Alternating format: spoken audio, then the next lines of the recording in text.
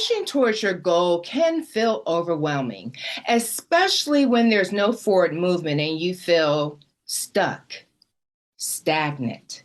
It becomes harder because we're focused and stuck on the problem. Now, sometimes it is difficult to even focus on the desired results, the desired goal as a result. But to resolve this issue, flip your reaction to the problems and ask, what is the opportunity here?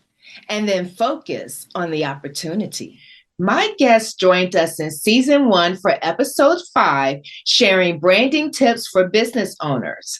Now she's back to share tips on how you can attract more clients and customers.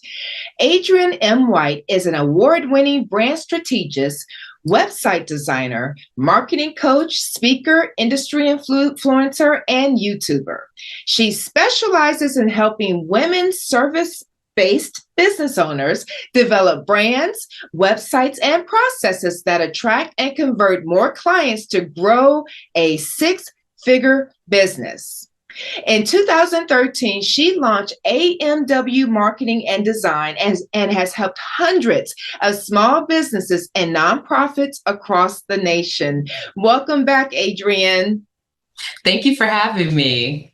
So, sometimes it feels like everybody is vying for our attention. So how do you help your clients to do something different to attract customers?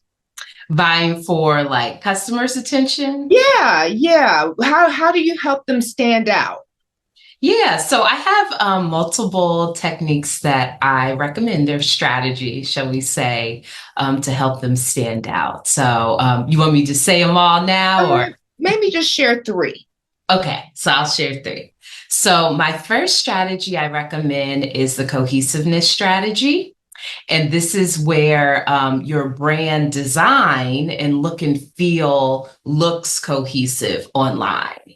A lot of entrepreneurs, when we're starting out, and even just like in our first few years of business, if you didn't get your brand like professionally designed and you have a brand style guide and all that stuff, most of us are kind of piecemealing, what do we put on our social media? What's the look and feel? What font should we use? What colors should we use? So having brand standards helps you kind of alleviate that situation where you're trying to figure out what should the look and feel look like, and it really sets it for you. So I recommend with the cohesiveness strategy to definitely try and create a brand style guide. You can find templates for it on canva.com. And that's where you have your logo in there. You have a color scheme. You have the fonts that you use. And those fonts are the same fonts that you would use in your social media posts, in your emails, anything that goes out from your company. And also having a photo inspiration board, which shows examples of the look and feel of the pictures that you should be posting online to promote your brand. I'm already breaking the font rule. A lot of people do. Wow. So what's your next tip? So my next tip, hold on while I pull it up, is professionalism strategy. So the professionalism strategy, I'm sure most of us, are very professional in the way that we promote our business, represent ourselves, but sometimes their website does not exude professionalism. So I definitely recommend that if you're designing your own site, maybe start with an existing template that looks really, really good, and then customize it for your company instead of trying to kind of create it from scratch. Another thing that you can do if you're designing your own site is look at your competitors' sites and compare your site to theirs. Are there elements on your competitors' sites that you can incorporate into your website to look more, professional? So yeah, that's a second strategy. Okay. Sometimes that can be kind of scary though, because some people, their websites look just absolutely amazing. They've been putting thousands into it and years into it. Mm-hmm. So do a lot of clients, do they recognize that they can change their website, maybe not beat themselves up with the initial process?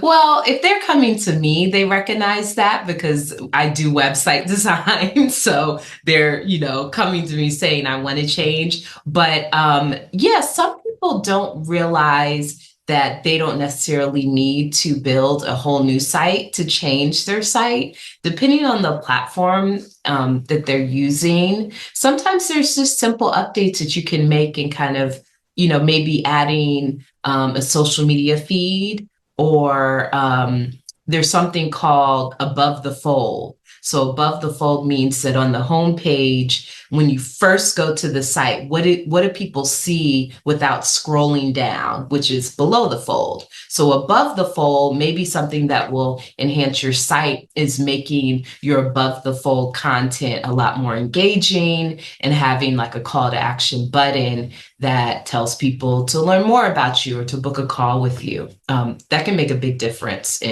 on your website with professionalism, as well as converting more clients, getting more leads. I'm actually surprised. I still find people who claim to have a business, not saying that they don't, but they don't have a website in this day and age. Mm-hmm. And of course, they're not really getting work, but I don't understand how can you have a business without any type of a website.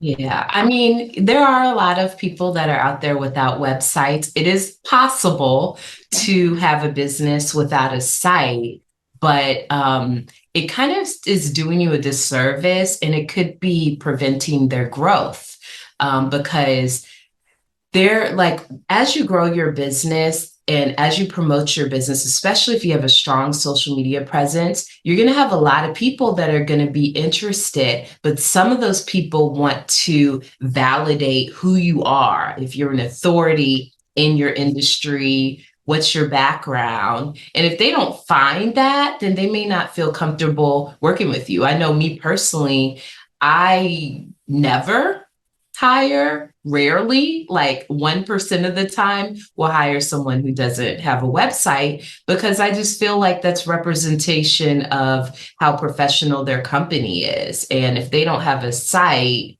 I just, it's kind of like, if they burn me, that's kind of my bad, because I did my due diligence researching them and I didn't find a site. So you don't want someone to cancel you out because you don't have a site. It helps you, and you also control the narrative of it. So, other people might post your bio, but you can post your own bio with your own, highlighting whatever are your strengths and weaknesses and things. And they might be things that other people don't know about, if they were to tell somebody else about your business. So Control the narrative, control what you're showcasing, your portfolio, testimonials. It gives you a centralized home. It's a home for your business. So I strongly suggest every serious entrepreneur have a website. That was my point also. It lets me know if they're at least serious, or at least appear to be, regarding having a business. So what's your third tip? We might get another one in there. So my third tip is the conversion strategy. So this strategy is really talking about how you should set up some type of sales funnel, preferably an automated sales funnel for your business to get more leads. So what this usually is comprised of is what I like to call PDF lead capture. So it's a PDF guide, checklist, one pager, that's helpful information to your target market. And it's something that you can promote. It's something that people will enter their email in to get, and then you have their email, which makes them a lead. So in my automated sales funnel process, usually we start with like a PDF. They enter their email to receive it. And you can set that up in your email marketing solution, like MailChimp, ConvertKit. I use ActiveCampaign. And then once they sign up for it, send them a series of emails, kind of, explaining who you are, showing your credibility, maybe putting a case study or a testimonial in there, and then have a call to action. Again, you're going to hear me say call to action a lot, for them to take a step towards becoming a client of yours. So if you have a service-based business, that next step could be to book a complimentary strategy call with you. And you have a link to it in those emails. So that's what I would recommend, is to have a conversion strategy that you set up once and it kind of works for you. Like you could just promote the guide, which is, beneficial to them. And then they can potentially get on your calendar, which is what you want. Okay. It actually, speaking of the sales funnel, so there's been many times I see great ads on like IG, Facebook, service businesses that I may be interested in buying their, signing up for their workshop or whatever it may be. But I've gotten to where I am completely turned off when I can't at least see the price of their program. Like, I like full disclosure. I don't want to give them my email without already knowing if I can afford you, want to pay for your service. Maybe I'll put it on the back burner for later when I decide that that's in my budget, or I have time. Like, specifically for me, it's generally time. Like, do I want to pay $500, $600, $3,000 for a program that I know I don't have time to start right now? Like, technically, I think I have about 3 or 4 programs I paid for, and I haven't had time to start any of them right now. I know that feeling. Yeah. So I've seen some really great ones, and I don't even bookmark them because I feel like they're not even willing to disclose their price, like the trickery. And I don't know if that's the right thing to say, but I've been completely turned off. Mm-hmm. Yeah. I mean, so I understand why some businesses don't feel comfortable, having their prices on their website or disclosed. But I recommend that people put prices on their sites. And I have updated my site so that every product or service that I'm offering, there's a link they can find out more information, and the price is right there. I've been guided, different ways. Don't show it, tell them on the call and stuff. But kind of like you said, Sunita, I'm the type of person where I want that information. I need a ballpark. Yes. And I don't want to waste my time. I don't want to spend 5 minutes of my time not knowing if your price is something I want to pay for. Right. Yeah. I mean, there's conflicting information on it, because some people feel as though they want to show you the value of what they are offering before they tell you the price. But in this day and age, especially when your competitors may have their prices listed, we want to know the price. So I created a video. I feel very passionate about this. And I even created a video about, should I show prices on my website, on my YouTube channel? But I recommend including prices. It doesn't necessarily have to be like front and center on your website, but if they're looking for more information, that the pricing should be there. So I put pricing in my not one pagers, but like if I send someone a flyer or brochure about a program, I have pricing on my sales pages. I strongly recommend pricing. Yeah. And I trust the person better because I feel like they're not trying to waste my time and they're not tricking me. And I get the concept, but I feel that when that was done, there weren't that many people doing it, so it was okay. But now everybody's doing it, and I'm done. I'm really like, I'm not clicking. I'm not giving you my email. Give me something, at least save my time and let me know. Because like there's a PR woman, I get her emails. I'm going to sign up for her program. And I like that she disclosed her price. It's just that I'm like, okay, I just need to get the time and make sure I'm not going to pay this $4,000. And it's sitting there for a year before I get to it. Right. Yeah, all of that is important. Also disclosing, maybe like having a facts section. One of the things that I have in my facts is, how long is this course actually going to be available to me? So like you, where I'm like, I might sign up for something because I see the deal now, but I know realistically, I'm not going to be able to get to it until like 3 to 6 months from now. So are you cutting off access after 3 months? Do I have access for a year? Is it access forever? Like, that's information we need to know. You just got a whole bunch of clients right there. Because I know I've been turned off. Is there another tip that you would want to share? And then also, please make sure you share how a potential client can find you. So yeah, I have another tip. So my final tip is the guidance strategy. One of the biggest barriers between a lot of entrepreneurs from hitting their goal, achieving what the success that they want to achieve in their business is that they're afraid to be guided by anybody else, and specifically to invest in guidance with by somebody else. When you're growing your business as an entrepreneur, as a solopreneur, because a lot of us are, have a business of one,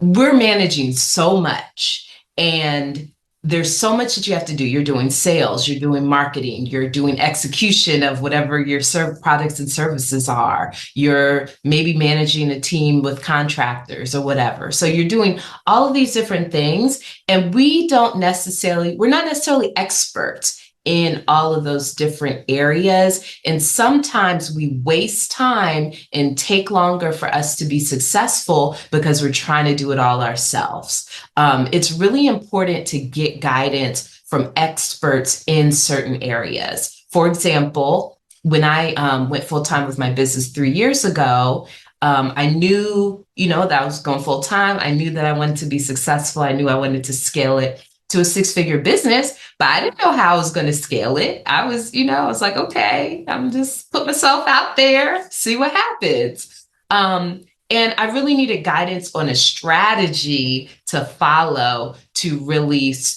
get the sales going and get the leads going. So I hired a business coach, and she had a plan. She was a multimillionaire, and she had a plan that I executed that grew my business in way quicker time than it would have taken if I was trying to figure it all myself. So there's certain areas of your business that you may not want to spend that much time on. My clients come to me because they've spent a lot of time on their website and it's not looking how they want it to look. It's not as professional as they want it to look, or maybe they're trying to do their brand.